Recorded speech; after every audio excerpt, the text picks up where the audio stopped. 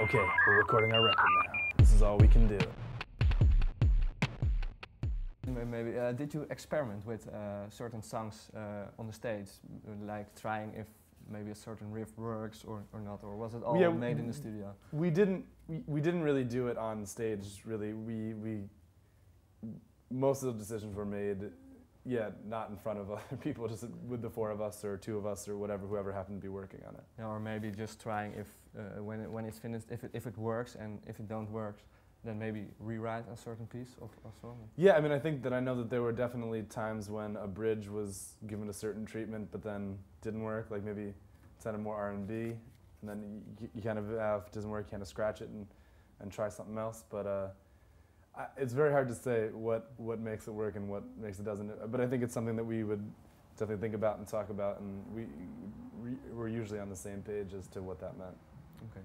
What would your life look without Vampire Weekend now? What would my life look like? Yeah. How would your life be? Well, I sure as shit wouldn't be here, talking with a camera in my face. Yeah, of course, but are there certain things that you would have never done, except maybe sitting here and touring? And well, I mean, yeah, I think the biggest thing, commitment. You know, I think all of us would be making music, if not in this this particular setup, in something else for sure. If just in New York for our friends or just for ourselves even. But yeah, I mean, obviously, I think touring is obviously the biggest way your life is different, because for the most part, when we were recording this in New York, you know, still got to go home and do the dishes and shit. You know, you're still living your life. You know, we could have chosen to rent a house and do the whole clubhouse thing, but it didn't really. I don't think that vibe really works for us. Why does that vibe? Well, I don't know, because it's helpful to. I think that would be much more pressure filled and somehow stifling to be like, okay, we're recording our record now. This is all we can do. Like, we're here in this house. It doesn't. I don't know. For us, I'm not saying for any other band. You know, it's helpful to have some space and some perspective and put it in the context of life, as opposed to just like making this album in kind of its own world. But yeah, so I think, you know, probably would have just be living in New York. Yeah. Do you often look back to the period that you just started touring as Vampire Weekend, playing in small clubs or things like that? Do you often look back to that period of Vampire? Sometimes. I mean, I think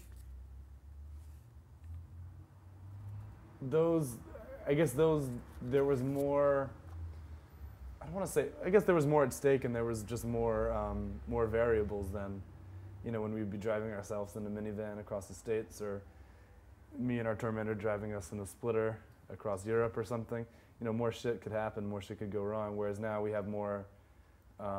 You know, as you get to play bigger shows and more people want to come see you, you want to take extra care into making sure that that happens, and making sure that everything works well, like the sound is good and the lights are good and all that sort of thing.